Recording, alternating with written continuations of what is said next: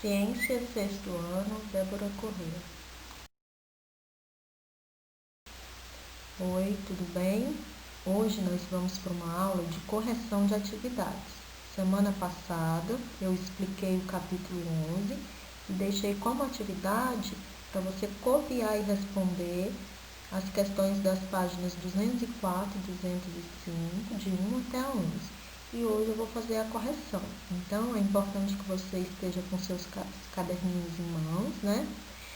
E preste bem atenção na correção. Se sua resposta estiver correta, você só vai acompanhar mesmo. Mas caso você perceba que tem algum erro, que não tem nada a ver com o que a professora colocou, aí vocês façam as devidas correções, tá bom? E em caso de qualquer dúvida, vocês também podem postar no fórum. E nessa explicação eu vou colocar somente as respostas, tá? Eu não vou escrever as perguntas. Eu só vou ler a pergunta e tenho anotado aqui também as respostas, tá bom? Um abraço, fiquem com Deus.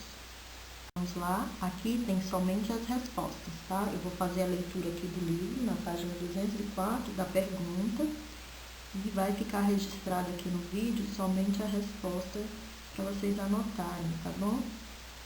Um estudante fez a seguinte afirmação: enquanto o gelo derretia, sua temperatura subia de 0 a 5 graus Celsius.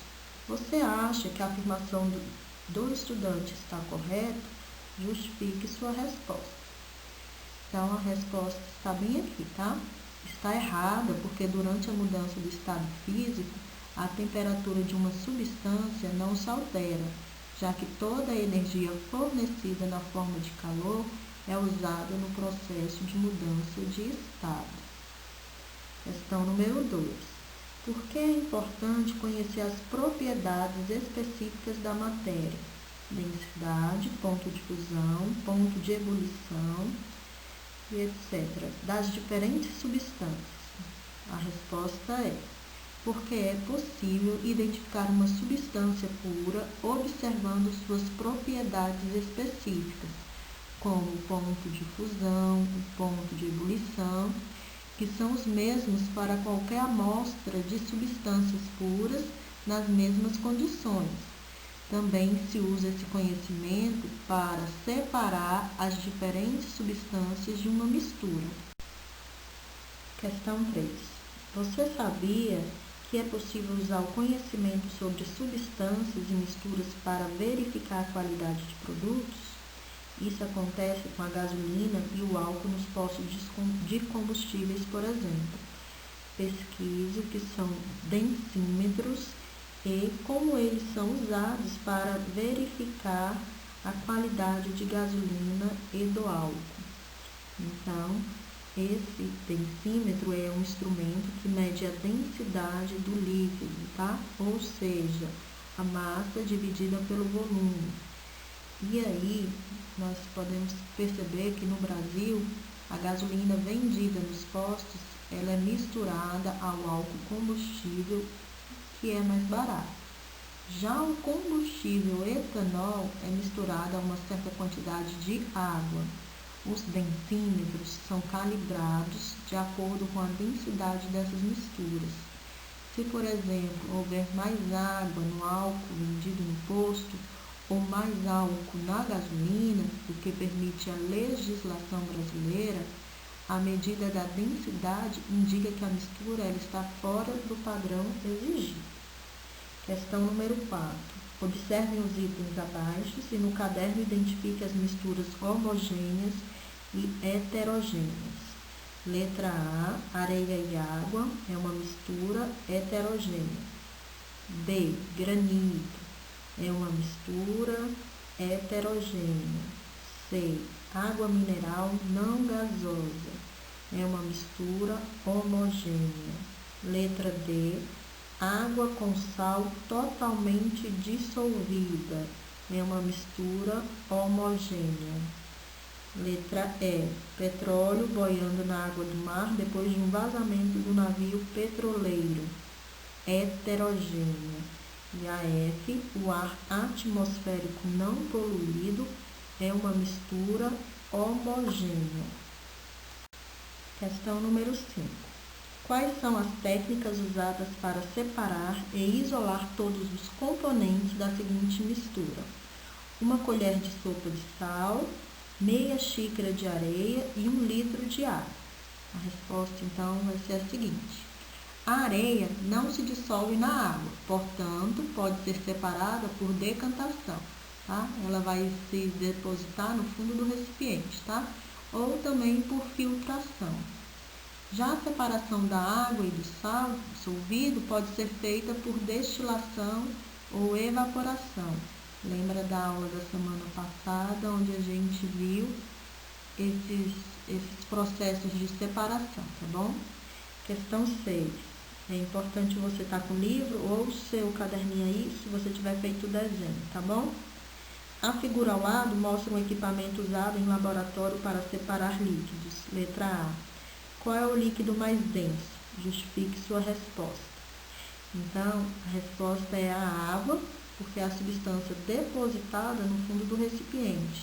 E o óleo vai estar acima dela. Letra B. Que processo está sendo utilizado para separar estes líquidos? Então, é um processo chamado de decantação. Questão 7, também lá no livro, porque tem a imagem. Na foto aparecem 2 velas de filtro de água, uma limpa e outra suja. Que processo de separação de misturas deixou a segunda vela suja? Então, é um processo chamado de filtração. Questão número 8. Você conheceu nesse capítulo alguns métodos para separar misturas, como destilação simples, destilação fracionada, catação, decantação, separação magnética, dissolução fracionada, seguido de destilação ou evaporação. Agora, no caderno, indique os métodos que podem ser aplicados para cada caso. Então, a letra A, o óleo e a água, a gente pode usar a decantação. B, sal e areia, a gente pode usar a dissolução fracionada, seguido de destilação ou evaporação. Letra C, arroz e feijão. Então, a gente pode utilizar a catação ou peneiração. Letra D, álcool e água.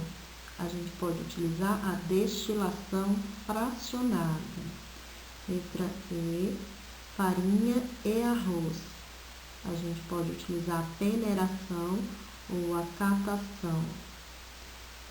Letra F, limaia de ferro e açúcar. A gente pode utilizar a separação magnética. Letra G, água e sal. A gente pode utilizar a destilação simples ou a evaporação. Questão número 9. Misturou-se um pouco de água salgada com um óleo de cozinha. No esquema abaixo, os processos utilizados para a separação dos componentes da mistura estão representados pelas letras A e B. No caderno, identifique quais foram esses processos. Então, a água salgada e o óleo é o processo de decantação. E o B, que é a água salgada, que seria água mais sal, é pelo processo de destilação. Questão número 10 agora. As caixas d'água devem ser limpas periodicamente, pois com o tempo forma-se uma camada de lama ou barro no fundo delas. Que processo de separação de misturas ocorre em casos como esse? Justifique sua resposta. Então, lembra da aula passada que eu expliquei processo por processo, tá bom? Então, se vocês tiverem alguma dúvida, assista novamente o vídeo da semana passada ou releia o capítulo 11, tá bom? A resposta da 10 é decantação. Com o tempo, essas partículas de lama e barro vão se depositando lá no fundo da caixa d'água, formando essas camadas de lama, tá? E questão número 11. Como podemos separar 2 líquidos que têm pontos de ebulição diferentes? Então, a gente pode fazer isso por destilação fracionada. Chegamos ao final da nossa correção. Espero que vocês tenham conseguido entender, que tenham feito as devidas correções. E na próxima semana eu volto com novos conteúdos, tá bom? Fiquem com Deus e uma ótima semana para vocês.